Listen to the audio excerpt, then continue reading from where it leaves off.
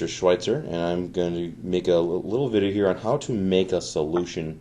In this case, we're going to make a solution by diluting a concentrated liquid. Now, this looks concentrated.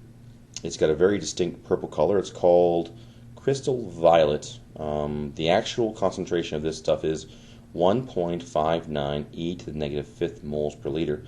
So it is actually quite dilute, but because of its strong color, you can still see it quite well.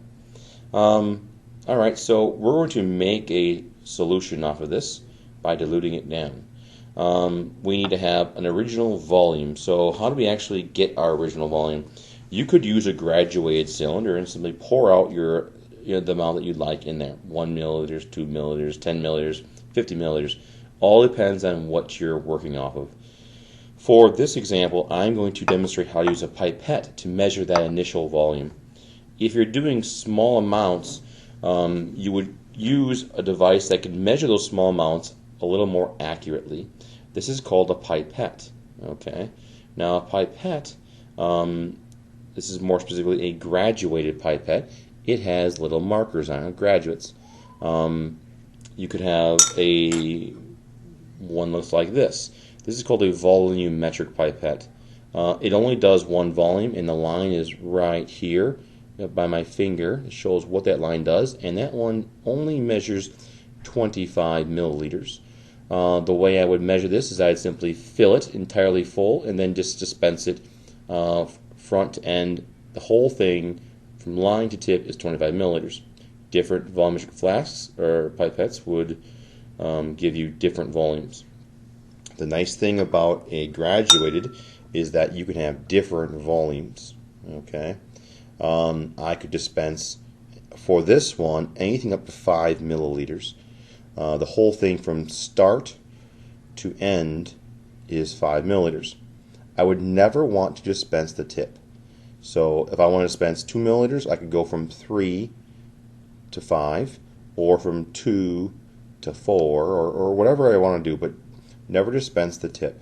Okay, maximum here is 5 milliliters.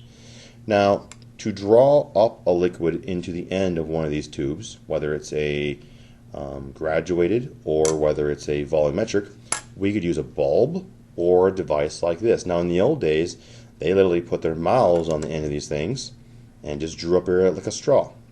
Quite frowned on at this point. But at this point, what we do is we take this guy, okay, and we simply take it and put it on the end. Okay, slides on tightly like that. I'll move this for a moment so you can see it. But at this point, this is simply like a device that's going to suck air up.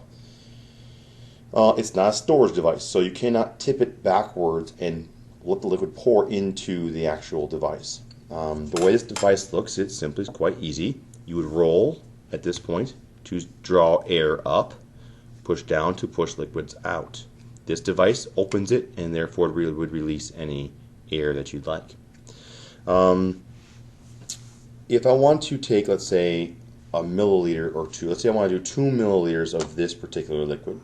Okay, what I like to do is, and I'm going to use a dilution here with a 100 milliliter volumetric flask. So I'm going to do a 2 to 100 dilution.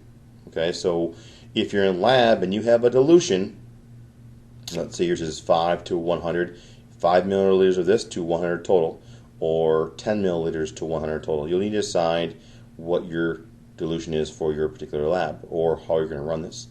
Again, you wouldn't need these little pipettes if you're going to do something a little less accurate or a larger amount, which would be less accurate. Alright, so 2 milliliters. I like to put this thing on here, okay, and push it on tight, okay, so it's not going to fall off. Put it in here. One finger contact here, so that stabilizes there, and the other hand can roll the wheel and draw up liquid. You can see it being drawn up. Okay. Never draw into the actual suction device. Okay. Simply, I like to fill it to this point and pop it off, putting my finger over the top. You'll notice at this point, I can easily control by releasing my finger, and I'll get various amounts of stuff being released.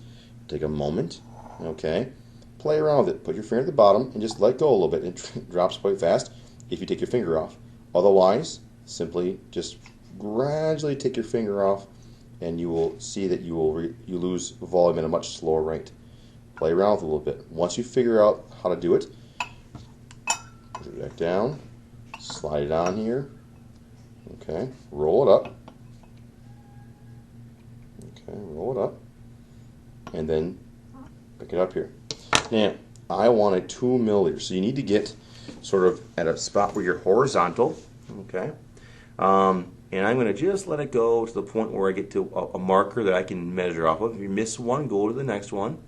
And now I happen to be right at the 0 mark. I'm measuring right at the bottom of the meniscus. It's hard to see with the video here, but either way, you'll see a meniscus at the bottom.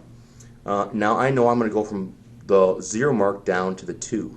So go grab it here, okay, stabilize my finger right here, and horizontally, slowly let it, no, you gotta go slow. If you go past, you go past. And it will slowly drop, and we're down to 1, 1 1/4, 1 1/2, and very slowly inch it to your 2. And I am done. That is my 2 milliliters. Very accurately measured 2 milliliters.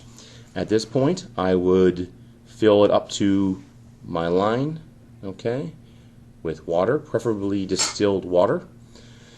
Depends on the lab, but usually we use distilled water. And that is my 2 to 100 dilution. Thank you very much.